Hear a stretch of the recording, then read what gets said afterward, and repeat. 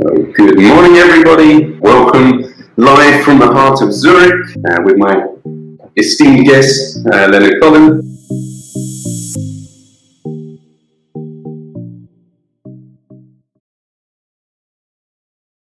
The topic today is differences and nuances between agency recruitment and in-house recruitment, talking about balancing between the two. So I'm really excited to have Léonard here, who's experienced both of them, and looking forward to going through some questions.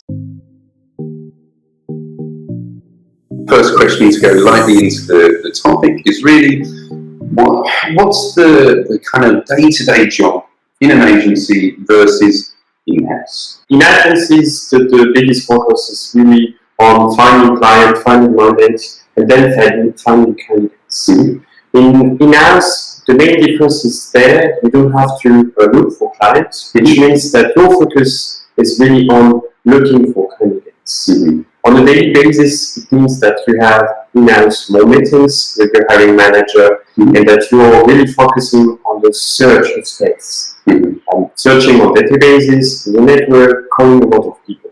So basically, a big part of the job is really being over the phone, meeting people, that you can do definitely when you're in an agency, but without this commercial aspect.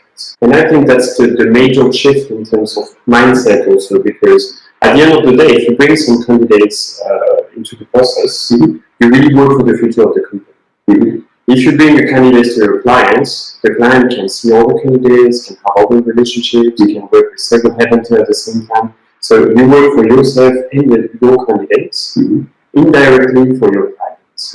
In-house, you work for your company, and indirectly, perhaps for yourself or for the specific team you're looking for candidates for. So I think it's a difference of mindset.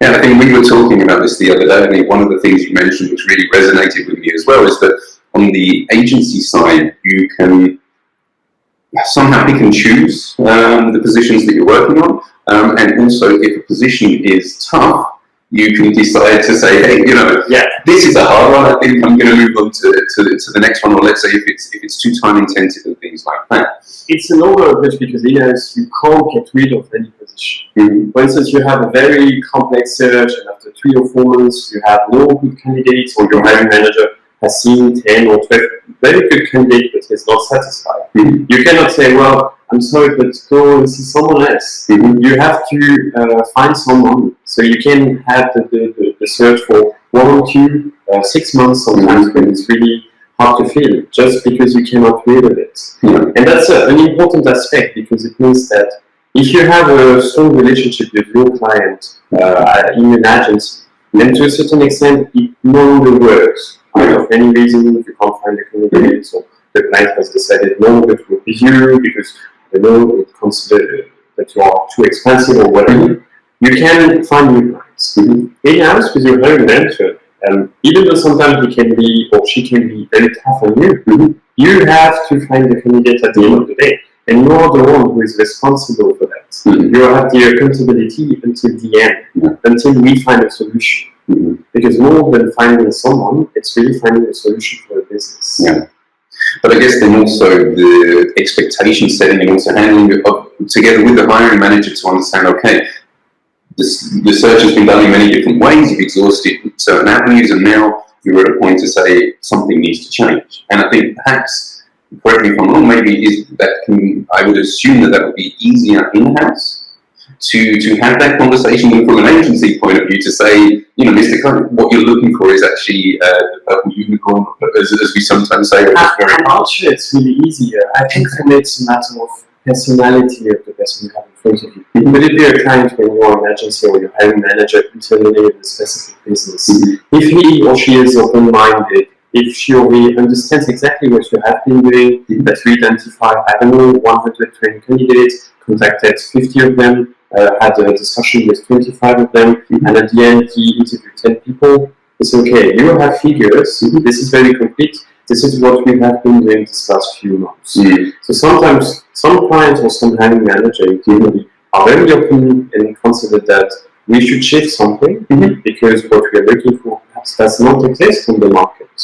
And even though in Switzerland we try as much as we can recruiting Swiss-based candidates, sometimes we have to also find candidates that are good. Because the technology, for instance, we are looking for the kind of profile speaking Swiss German and Mandarin, for instance, or German and Mandarin. Swiss German and Mandarin. It could happen. Yeah, it happened once last year. Wow. For me. So Okay. it's not. I would just say it's an example which is really common. Yeah. But this is something that may happen, and then we have to find a solution. So if your hiring manager really wants your unicorn, of course, after 6 months, you will think a bit. But sometimes your clients, all the hiring managers are very open-minded. Sometimes they are a little bit more complicated to handle. I guess it's also going to depend on the urgency, right? If somebody's willing to wait and say, I know and believe that person is out there and I'm willing to wait 6 months for that search and before maybe being more flexible, I guess it depends. Yeah, the flexibility depends on time, of course, also on what we expected, because sometimes we go and look for a candidate on the market without being sure what we might find. Yeah. So it's also interesting because sometimes in an agency, your client expects you to deliver right away. You have a few weeks, or if you are lucky to have a retailer, you can have a few months, but at the end, we want you to deliver.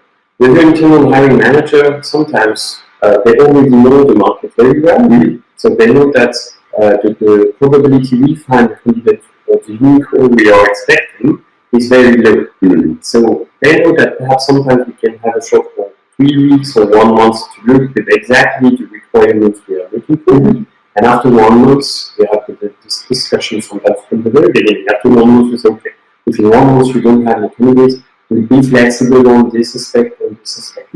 This technology perhaps could be must, but the other one could be a bonus. And okay, we will train the candidate if it's really good. So I think the main difference here, as far as the search is concerned, is really the mindset when you approach the search. And you can feel that really from the beginning. But I think you have that with your client as well.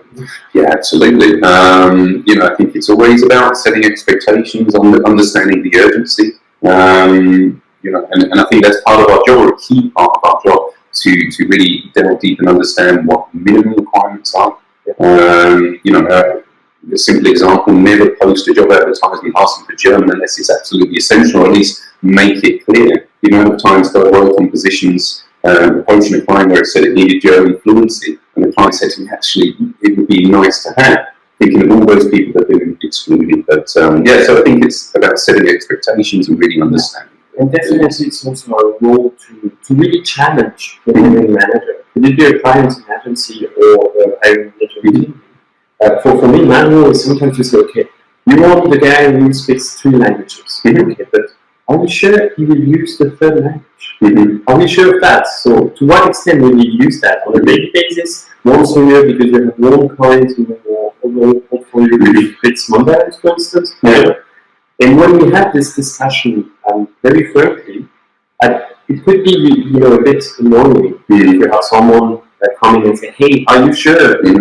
But at the end of the day, he's happy because he understands that we really want to be sure that what we are looking for is what we need. And that's perhaps another difference between in-house and agency.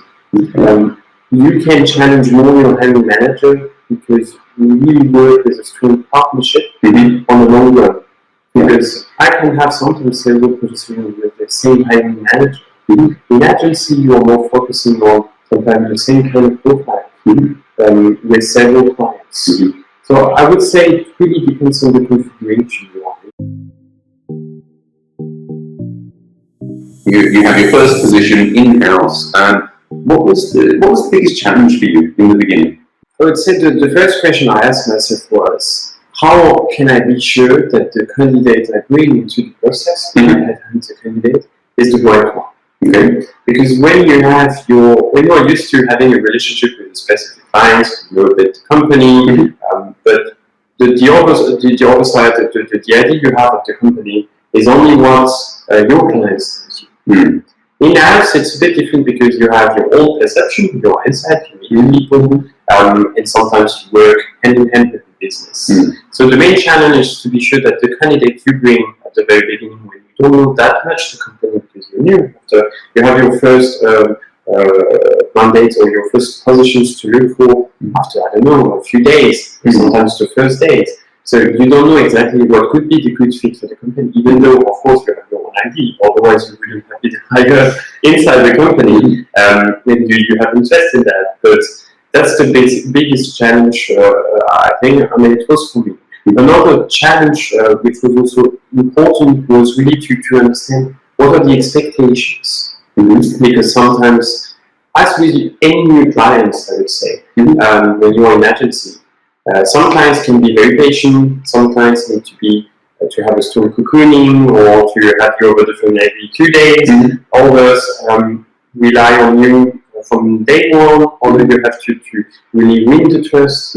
So at the beginning, I think for any recruiter in any context with new clients or in a new company is to understand what are the expectations, the ones that are of course said or expressed, and the ones that are not always obvious. And for instance, at Swisscom, what we wait from us is really to be able to advise our own manager to bring knowledge that they perhaps sometimes have or partially have about the market, and also bring insights on how to convince the candidates to come into the company, because we are a great company which is visible, which is very famous, etc. But on the other hand, we also know that the IT market is tight in terms of competitiveness. So we also have to sell ourselves, sell our projects. But sometimes also a discussion about how can we sell at best, not oversell the position, but sell at best the position. I guess it's also, like anything, I can imagine one of the advantages, you probably have a lot more allowance to literally come with the first 5 CVs that you've identified that you feel really right. And even maybe before having that conversation or LinkedIn profiles, you can engage already with the manager and say, okay, this is the lines that I'm thinking, are we on the same page? And I think I often try to do that also with my clients to have a bit of an idea, to make sure that we're on the right track. But I can imagine internally it's obviously a lot easier. I don't know. I think it's not about the relationship you have with your hiring manager. Because sometimes some hiring manager do consider recruiters as administrative traditional HR and don't see us as some people that could bring value. And on the other hand, some other hiring manager, exactly like your comments, would consider that you're here to help. And they are sure from day one, from the beginning, that they can really take a lot of value from our job. So I would say it really depends on the people. But what is true in ours that you can't have an agency is that sometimes you can see your hiring manager very regularly. I have some hiring manager I see, I don't know, perhaps not every day, but almost every day, just because we have our offices close by. But they are, the ATH, or we can meet at the cafeteria. So of course it makes things easier, especially for small talk. Because sometimes we can discuss about candidate, they are not sure, they want to think about it. With your clients, it's a little bit more black and white. That is to say, you send a CV, says, okay, I want to meet him, or I don't want to meet him. It's more often like that. I don't know with you, but I can imagine your clients also, and that's for me the difference between a headhunter and a good headhunter. Clients really expect to be advised, sometimes to be challenged. And I think it comes with experience, because when I started recruitment, I was a bit shy of my clients, as any young recruiter, because the client is seen as something, it's your clients. And then you put them on a pedestal as well. Exactly. And when you have recruited 150 people, your clients is just one client. Your hiring manager is one hiring manager to connect with and help at best. So you can challenge him, because it's for his best and her best as well. Definitely. I guess it's also going to come down to the experience that manager's had along the way with in-house recruiters with their own talent acquisition teams, and also with agencies. Right? If they've had a good experience and engaged with the top consultant who, as you say, has advised them, has really added value into the process together with them, they're going to be a lot more open and engage with you in a different way to perhaps somebody who has just had terrible experiences. That's true, and I've seen that in agencies as well. When you meet for the first time a possible client or prospect, that says, okay, I have another headhunter working with me, but every 6 months they change. he was a seller selling a lot of the candidates, but at the end, candidates never stayed. So you start with a discussion which is not on your advantage. I would say. In-house, it's a bit different because everyone is expecting you to help, and they consider that if you're here, it's because you can bring value. So you have to demonstrate value anyway. It's not easier, if I can come to this question. It's really not easier because the challenges are not the same, not exactly at the same moment. But from the first discussion, you have to show your credibility anyway, because that's the job of being a recruiter. You have to show what you can do and how you can help. Because people don't understand exactly what we do, so we have to explain the works. Yeah, it's part of the job. No? Absolutely. I mean, there's the same on both sides, whether it's agency or on the other side. So, I mean, tell me, because the next question I'd love to ask you, something also that, you know, on the agency side, I often hear, regarding KPIs, my KPIs are too high. What I often hear, and I think is a shame, is, you know, there's a way in which I think KPIs should be used, and it's that it's driving the right behaviour, and not for the sake of having KPIs or simply for reporting purposes. And, you know, KPIs should be things that we as an individual can influence, and, you know, and I think that's very important. But KPIs on the agency side, it's clear it can normally be how many CVs have been sent out, how many candidates you have in interview. What I loved and always tried to focus on where I can or where I could was always about ratios. How many CVs do I send to get an interview? You know, because then we're talking about quality. How has it been so far internally? What kind of KPIs do you have? So the main difference, I think, for me is that agency business is a volume business, in the sense where what is expected is that you make a volume in terms of CV sent, candidates made, or clients made, for instance. So that's the traditional KPI you have in the biggest company I work for, the headhunting firms or agencies.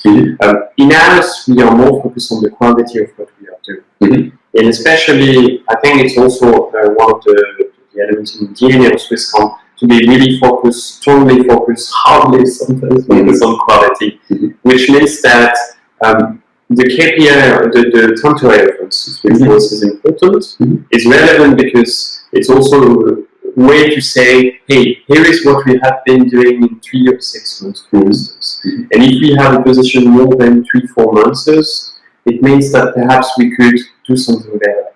So we are focusing a bit on TTH, time to hire, and also on the quality. After 6 months, is the candidate you recruited still here? Is he still satisfied, he or she, as a candidate?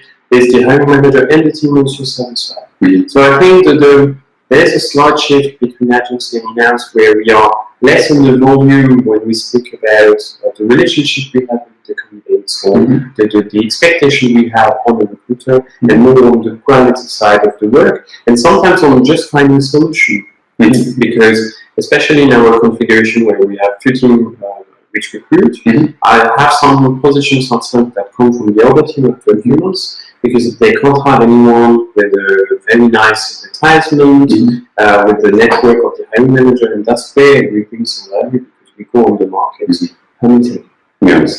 And here, of course, the relationship is not exactly the same. And in terms of KPI, the most relevant KPI is, for me, how many good candidates you bring into the process. And at the end, amongst these candidates, how many are recruited at the end. So I would say the KPI focus is not as strong in house as it could be in agency, but it's also important because we have to track what we do, to show and explain what we do. And we are trying, for instance, at Swisscom to develop a data-driven approach to show our hiring manager what we have been doing. And when a hiring manager comes to me and say, okay, it's been 2 weeks and I haven't seen any good, interesting profile so far, are you really working for me? And I'm like, okay, let's see the figure. How many people I contacted for you? How many we identified together and validated before? How many candidates I spoke to? This is something I can track as well. Even though I'm not asked to try it that hard, I can do it. And sometimes we show the figures. I guess that's probably quite unique, other than maybe retained search within agencies where perhaps you have a report and things that you share with your clients to show them the activities behind. But it's probably quite unique to the in-house side that you actually have to be able to show, look, this is what I've done. I think internally within an agency, you also need to show your managers and perhaps people in your team or however it is what you've done on an individual search, the actions you've taken. Yeah, and especially for oneself. I mean, for myself, it's important to know what I've been doing. And sometimes that's also a difference. We're talking about that volume and value. In terms of volume, in a headhunting firm, I had around between 5 and let's say 10 mandates because it was only executive search and headhunting. And then in-house, it was when I started between more or less 15, so it's a bit more in terms of volume of mandates of position to fulfill. So of course you have to be able to show to the people that are working with what you have been doing, but also for oneself to be sure that I have worked enough on this position. And for me, if I haven't identified X number of candidates for one position, it means that I can work harder on it. Yeah. So it's also important just to track my own activity to be sure. I think also on the agency side, I think it's something that that you certainly when somebody's starting out in recruitment, I think it's a great tool for managers to be able to track what the person's done so far on the search, because otherwise they're not going to remember everything they've done. It gives you a great opportunity to break the search down and say, okay, where have you advertised the role? Where have you searched? What do your searches look like? How can you tweak things? And for managers to be able to coach and help that person to go through the search. And it works. It works quite well because the model of agencies is a sales model, which means that they recruit. It's exactly like a sales manager on the field. You have to understand exactly what she or he is doing. Yep. So as a manager in an agency, I can understand why KPI are useful. Then it's a matter of appreciation what is for you important or not, which KPI has or hasn't to be tracked, and how hard we should track. Because I remember that when I started recruitment in one of the biggest companies, which is known for that, for the consultants that were very profitable, the manager were not looking that much at the KPI, which was in a sense quite fair actually, because the purpose at the end in agency is making money. Of course, it's finding the best candidates and also build the relationship on the long run. But at the end of the month, you have to show what is your bottom line. That's the figure. So of course, if the bottom line is not here, looking at the KPIs was also a nice observation to say, hey, he's perhaps not making that much money, but he's working well.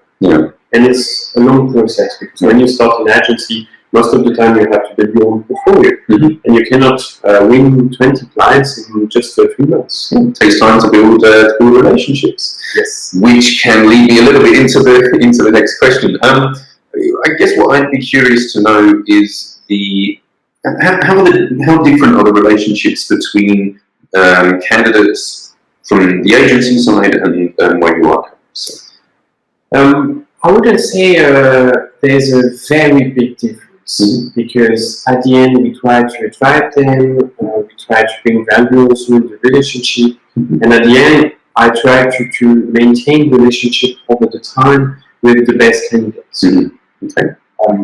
So I would say on this aspect there's not a big change. Where something changes is that we have a bit less time to give advice, because I'm not always part of the interview, and most of the time I'm not. I'm here.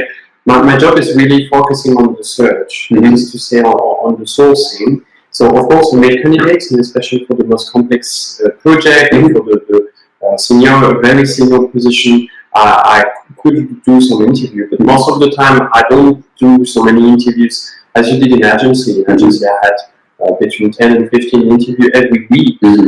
So I would say the relationship is different because when you have someone 1 hour explaining his or her background, of course you have the possibility to have a different relationship when you just supervising and you have just the person half an hour on the phone first. So would it be fair to say actually that the coaching element, because again it was a statement a candidate I was speaking to this morning said, I want to make a move in-house, I really enjoy coaching with candidates and these kinds of things, I could then imagine, based on what we've said, you probably have more opportunity to coach and spend time with the candidate on the agency. On the configuration, because some in-house recruiter also do all the interviews. Mm-hmm. And it depends if you're in a very big company where you have a very tailorized activity. You have the recruiter, you have the HR, the HRBP and stuff like that, like it is in the big company where I am, or in a smaller company where you can have a one-man show, one HR doing everything. Mm-hmm. But I would say at the end of the day, even if you're the only one recruiting for your company, I'm not sure you have that much time to coach candidates. Okay. And actually, I would say it depends on the seniority level of the candidates also, and on the agency. Because for me, there are several kinds of agencies. The agencies where you do only a volume, let's say low qualified or less qualified. Blue collar general staff. The agencies that are in the middle, so most of the biggest that are recruiting from junior to senior executive, and then the biggest or smallest executive search where you're working on a niche. So I would say the higher you go, or the upper in the seniority you go, of course, this aspect of coaching is important. But then, in your current position, so in compared to from an agency side, on an agency side, I'm going to where relevant, wherever I can kind of add value, I'm going to coach the candidate, I'm going to give them some tips, maybe some tricks, give them some insights perhaps about the manager and things like that to give them the best possible chance to, move further in the process is what we do. Is that something that you are encouraged to do, and actually, where's the balance there? Now that you're on both sides. You're going to judge and also helping. So I would say it depends on the project. Sometimes the recruiter really wants candidates, and then he's keen, ready to really give a bit of advice and some hits that could help. Because sometimes I'm convinced that this candidate is the right one, even though on paper it's perhaps not the best, or for whichever reason. So I would say it really depends on the situation, and I'm not encouraged to do something or to do something else. I do what I think is good for the company. That's what we are encouraged to do, in a sense, really to be sure that the candidates we bring into the process are interesting for the company, will fit our requirement, will also fit in terms of personality, and will be there for our future together. I think that's the right mindset. So I think you mentioned something important. You coach your candidate because most of the time in agency you have one practice or one sort of candidates, if I can speak like that. Which means that if you meet, a legal counsel, you present to your client doesn't want this candidate for this reason or has just one interview. You have the possibility 1 or 2 months afterwards to present to another clients because you're focusing on this kind of competency. If you have this kind of vertical specialism.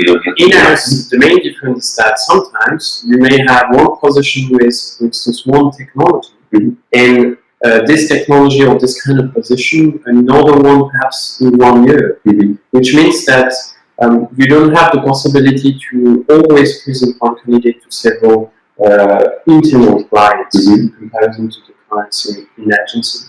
Because I recruit consulting guys, I recruit DevOps profile, I recruit telecommunication profiles that are very different. And a super consultant in ServiceNow, for instance, cannot go into a DevOps position where I need, software engineer. Different skill set, basically. Yeah. Do you feel it's been an advantage coming into an internal recruitment or in-house position, in-house recruitment from the agency side? What advantage do you think it's given? I think the advantage is that you bring an experience which has been fulfilled with a lot of recruitment in a lot of various situations that you would also have in-house, but not with this strong market exposure. And I think that's an important point because you can advise your clients when you're in agency in terms of industry also. Because you see the train, you have this strong market exposure. That in-house is a little bit different because you work only for one company. But I'm often asked, would I be a better or worse consultant with or without the agency background? I think for me, what is important is not exactly what you have done before in terms of agency versus in-house, but more what skills you developed, and if you have the discourse mindset. Because I have, for instance, in the team I'm working into, some very good headhunters that have no experience in an agency. But I have also very good that have a strong experience in agency, that spend a lot of years in agencies. So I would say the skill set is different. Because coming back from the agency background, you are more a seller kind of guy. Selling is easy because we were selling every day to everyone. So of course we work on this competency. And on the other hand, I don't know, perhaps on the consulting, advising aspect, agency, consultant are a little bit less skilled on that, or didn't practice that much, I would say. That's perhaps the main difference. I mean, perhaps, I guess you can put it into the context of experience, regardless of what it is going to help you in future positions. I think, I'm sure there's certain things from an agency side, and again, let's be honest, it's going to depend massively on who the agency is.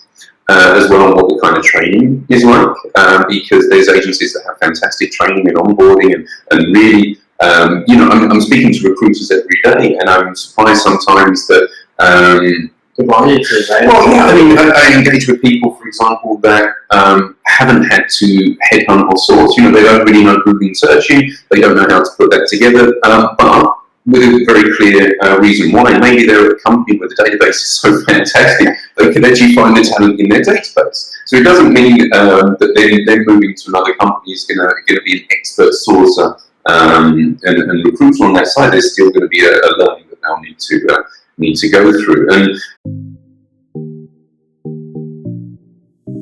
what do you think what challenges will someone face who's never worked in an agency, they're working in-house, and now they make a move to an agency, going the other way from what you do? I think the biggest challenge could be finding clients. Because at the very beginning, except if you're very lucky, and I was not lucky enough to have a portfolio that was given like that, except if you're very lucky, you have to build your own portfolio, which is, at the very beginning, call, meeting people, having a lot of people telling you over the phone, I don't work with headhunter, I don't like headhunters. Okay. So I think that's the biggest challenge at the very beginning for someone going from in-house to agency, to really be able to be okay with that. Being rejected 50 times a day, it's not easy. I mean, it's never easy for anyone. Let's be honest. But I think for someone who has never experienced that and who has a career started, a track record, and the experience, it's hard. It's hard. So I think that would be the biggest challenge. And the second one would be to handle this business pressure that we, most of the time, it's not always true, but most of the time have a bit less in HR, so to say, because we are a support function here to help, to bring value. So we have pressure as well, not alone, pressure more on what we do, on the skills, on the projects, but not this business pressure at the bottom line. I remember when I started, my manager was checking the Excel table every week. So when you have that every week, and when it's not every day, it's another kind of pressure. Because every day you ask yourself, how many new clients did I win? How many deals, or how many base candidates did I get?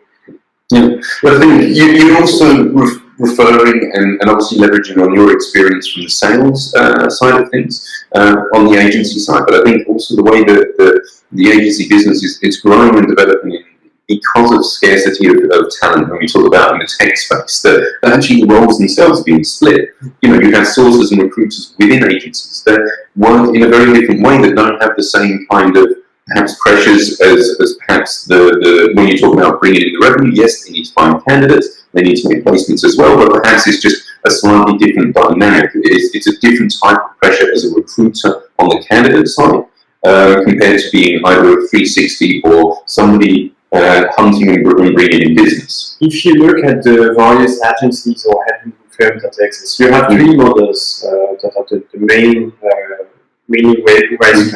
You have the model where you have a business developer, consultant, and sourcer at the same time. The one-man show sort of. 360 as well. So you do everything. So that's where I started. You have the model where you have the consultant and the sourcer. You have someone in the end or assisting the consultant, looking on databases, and then the consultant only meet the candidates and the clients. And you have another model where some consultant and sourcer also have a business developer, which helps a lot because they don't do business development, so to say. And the consultant is in this model more like an engagement manager or relationship manager. So depending in which model you are, the constraints and the challenges are not exactly the same. Because if you are focusing on searching and sourcing, you have limited relationship with your clients, for instance. If you're a consultant, the key is really meeting the clients, having a strong relationship with clients, visiting clients, which means traveling a lot. So in terms of daily business, it's not exactly the same depending on which model has your agency. I think it's developed massively. I think that's come also hand in hand with the development of the market, of as I say, not enough talent around, the fact that, you know, good talent being approached from so many different directions. You need a lot more time investing in sourcing and tailoring. You know, I spoke about it a couple of weeks ago with Sophia on the candidate engagement session. You know, about hyper-personalising the messages that you're sending to people. You know, and investing a lot more time on each individual candidate to get that connection. And it will be the future. If you see the trends evolving this last 10 years, I was discussing a few weeks before with one of the former CEO of one of this very big consulting firm, and he told me, if you look at the way people work now in comparison to 10 years ago, it's really different because the post and straight does no longer work, which means that we have to find candidates ourselves, even in agencies that were used to having a lot of volume, a lot of litigations. It's no longer like that. And especially in Switzerland, where we will have in the future this difficulty to recruit more and more because of the scarcity of the skills and resources, not only in IT or in the technology environment, but also for many competencies. Scientific has to source actively to find candidates. So this searching competency is becoming more and more important and really widespread, actually, even in agencies. So I think the fact also that it's very competitive with many agencies. I don't know here in Zurich, but when I was in Geneva, we had in the same neighborhood 300 headhunting firms. I was in the banking neighborhood. You know, if you have 300 competitors in the same street, almost basically. It means that the competition is really stronger and stronger, but it also means that where you can differentiate yourself towards clients, it's in the value you bring, which means that in terms of model, agencies are moving to the executive search model more and more, because that's the model which brings a lot of value, advising the clients, advising the candidates. That's really what I have been observing these last few years. No, definitely. I think companies are having to make a shift. You know, I often have conversations where people say, you know, what do you think about the future of agencies and where do things go? And you know, I do think that you know, people need to focus on being specialised. I think trying to do everything doesn't work. If you do everything, then have the individuals who are specialised in each area. You cannot do everything everywhere. I mean, that's definitely like you specialise into recruiters. If you have been recruiting at the same time, for instance, recruiter, HR, let's say, legal, IT, I mean, it wouldn't be possible. Humanly speaking. No, I think for me it's about, and this comes back to the differentiation when you talk about 300 companies, it's about being able to offer as much value to your candidates as possible. And for me, that's because on one side being an expert, knowing the market, being able to advise your candidates, okay, how their career can go, what the different opportunities are within the market, where it makes the most sense for them, and being able to propose not just one position. I think the hardest thing at the moment generally is finding candidates in most areas. So the biggest crime is finding one candidate and then only sending them to one company. You're not really, you're not adding a huge value to that candidate. Perhaps it obviously could be a great opportunity, but the point is, what candidates will want to see is to say, okay, I want 2, 3 good opportunities that you can show me, that you can share my CV to, and through your network. And that's where, as a recruiter, as a consultant, you can really add value to an individual, as opposed to then stopping the search. Thanks very much, and I probably won't have a need for someone like you for 6 months, and then going over and trying to find again another individual that I can again only send to one candidate. It's ludicrous as a concept.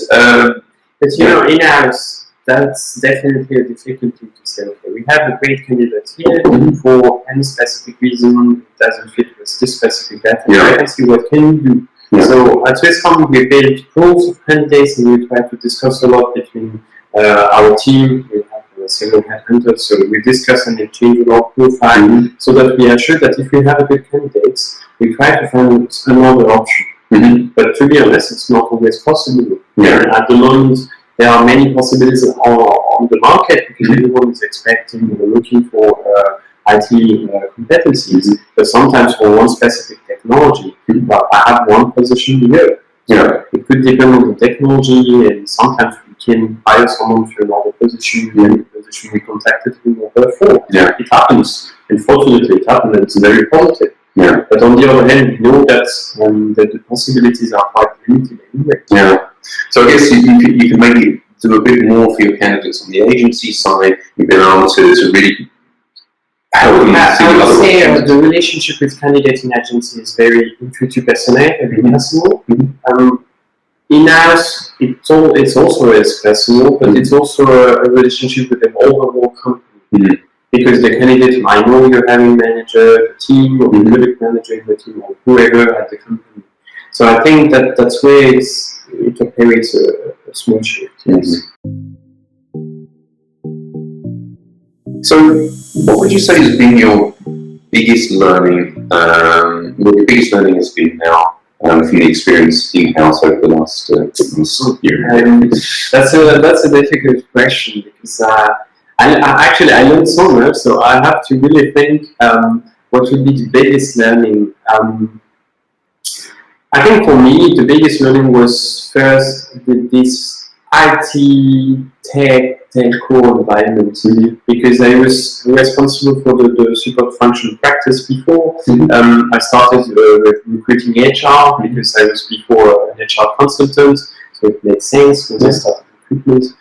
So I think first I discovered this environment with geeks, techies, passionate about technology. We had a lot of passion. That would be perhaps the biggest learning with my current experience. Another learning would be that at the end, recruitment is recruitment.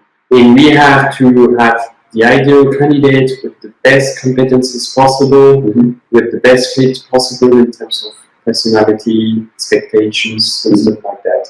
So I would say, whichever the context is, at the end, the value you bring is to connect yourself to people. And that's why I love this job, that's why I do this job. It's connecting with people and finding a business solution. And at the end, agency or in-house, you do that anyway, because that's the purpose of the job. So I think the biggest thing I've learned is that there are not that many differences in terms of purpose or of what you do at the end of the day. Because even though I don't meet that many candidates as I was doing before, I'm the whole day long over the phone speaking with interesting people. That's what excites me, and that's why I love this job. And I think a lot of us love this job because of that. I don't know for you, but it's part of the pleasure as well. Absolutely. I mean, I was recruiting in IT for 6 years as a consultant. What I really enjoy at the moment, I mean, I'm engaging with people like yourself, people who are passionate about coaching, about helping, about supporting, about giving back somewhat, and passionate about people ultimately. So I really enjoy dealing with those types of profiles. As an IT consultant, I think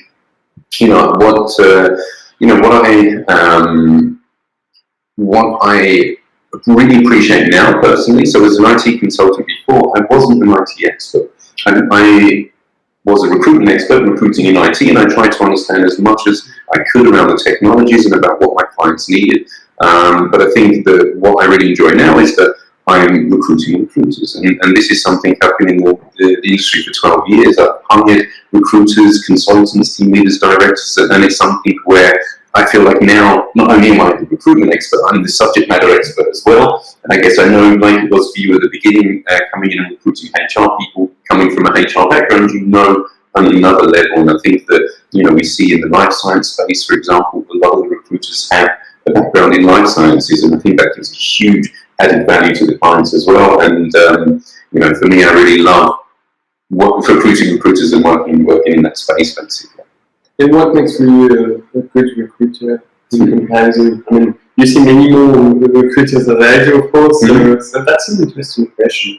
Because from the in-house perspective, as for the agent's perspective, we could say, I mean, a good recruiter is someone who really know how to connect with people, how to find business solution, and who also loves his job. Because I don't think you can be a good recruiter if you don't have this curiosity for people, if you don't like your job. I think you can't really be. You can maybe be good at your job, but you can't be great at your job. And I think that's not exclusive to recruitment. That's anything. If you don't enjoy what you're doing, if you're not passionate about what you're doing, you're not going to be great at it, because there's some kind of translation from that energy and that motivation behind to the output and what you do in your job. What makes a great recruiter for me? It's a tough question. I have very clear answers, but again, maybe it depends a little bit. I think there is perhaps a different flavour between an agency and in-house, but I mean, ultimately, one that's talked about a lot is always about curiosity. And that's curiosity into the candidate that you're dealing with, that you are really interested in that person, what they're doing, and it's not just kind of a tick box of do they match on that side. It's curiosity around, if it's IT, if it's sciences, whatever, around the job that they're doing, around researching, finding out more. I see the best recruiters are the people that really invest time to become an expert in what they're doing, to be able to speak on the same level. Likability is always a huge one. Because ultimately we have a very short period of time to build a rapport, to make a connection with people, and I think the likability is a very important part of that. I think probably likability, curiosity would be the two biggest. I think empathy is also very important. Being able to understand and put yourself in someone else's shoes, to understand their motivation. What do you think?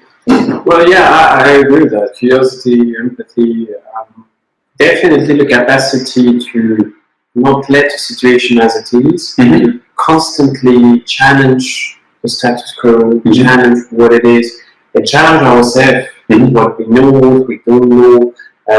I think that one of the big challenges when you come in house is also understanding the company, not also what is presented on the website, but understanding the purpose of the people around you, and what makes that they are here, what makes that they are happy to be here. Because that really helps you also recruiting the right candidates, the one who will be really happy in his or her job in your company. So this is something a bit for me really important to say, okay, if you don't have the knowledge, you have to learn. If you have the knowledge, it's great, you're happy to share them, but if you don't, you have to learn. It comes back to that point of curiosity, right? Wanting to learn, wanting to know why, and kind of on that pursuit of why. I mean, I think on the agency side, of course, there's a certain drive and motivation that somebody has to have, certain competitiveness, which is really important to be successful in the business. But I think, again, that goes across all business. I think you need drive, you need to be somewhat competitive, motivated to. And especially in our job, for me to be a great recruiter, you have to be able to challenge. Challenge the situation, challenge the hiring manager, challenge your client, or challenge yourself as well. And I think at the end of the day, if you're happy to challenge everything, then you can learn and consistently learn. And there's for me a small difference in agency, because you have this kind of KPI framework that means that the possibility for you to challenge the system or the existing is quite somehow limited, which is less the case in house, where people are open to new ideas because they know that you're in contact with, let's say, the outside world, even though a lot of colleagues are also in contact with the outside world. But I would say with another way of seeing it, So I think, I agree with you. Curiosity is definitely a key. Okay. Good. So, coming pretty much to the end of the session. It's been almost an hour, so I really appreciate you indulging us and with the questions. Perhaps one word on that. Why I accepted the idea, because I'm always happy to discuss about this job. For a very long time, headhunting recruitment has been, very discreet, sometimes secret, and secretive, and I do think that it's important to explain what we do. That we are not bad people. That sometimes I really works, and that we really love what we do. That's where the value is, and the more I connect with people that, like you, are passionate about recruitment, the more I learn also. And I'm always delighted when we could shed the light on what we are doing, because recruitment is really a great job. So. By the way, if you guys are thinking about this kind of job, just go for it, because it's really rewarding in any aspect. What would you say? So, if somebody's thinking about going into recruitment at the beginning of their career, what are the biggest takeaways? What are the biggest competencies you would say that you've learned? People competencies, definitely. Learning how to convince, how to learn, how to read someone or personality, read the situation. I think the best skills I've learned from this job is reading what I have in front of me. Could it be a situation, a room, a meeting, a personality? I think that's something that would help for any job, being able to feel what you can do, what you can say or can't say. I think that's the biggest learning. So if you are looking for a career where you have the possibility to use and learn so many competences, would it be selling, communication, it's a bit of public relations, it's a bit of HR, it's a bit of many things. There's so much. That's why it's really exciting, right? That's why we do what we do. Absolutely. I mean, if you think about all the different layers that you can learn whilst being in recruitment, whether it's agency or in-house, you're dealing with people, so it's communication, it's building relationships, you're dealing in and around negotiation for contracts, you're getting insights into companies, into how the organisations work, you are setting yourself up to be an expert in being able to get yourself a job in the future, how to write a CV, how to be in an interview, you are getting exposure to coaching, to sales. At the end of the day, for me, every day I have the impression this job makes us a better person. Because we also build trust in ourselves. When I started as a consultant, I was really shy with the clients. Sometimes I didn't dare to say, hey, there's a problem here, we want to start, but we can't pay him. Or, there's this kind of traditional situation you face as a recruiter in agency. And at the end of the day, all this great conversation we have with candidates, with hiring manager, with all the business people, it brings us further. It really has a strong impact on our own personality. And most of the time, when I meet, I recognize recruiter in the room or in a session very easily, because they are the easiest person to connect to. And sometimes it happened to me 2 weeks ago. I met a recruiter in the train. He was sitting close to me. I don't know what happened, but he saw the logo Swisscom on my notebook. He said, you work for Swisscom, and that's how the discussion started. And most of the time, especially also with candidates, I met some great candidates like that, in the plane, in between, just because, it's random, huh? Everyone is sitting close to you, but I think this job made us aware and open to what's around. Yeah, that's the biggest thing. That's beautifully said. I like that. I like that for sure. Okay, perfect. So, thanks so much for joining, and wish everyone a fantastic day.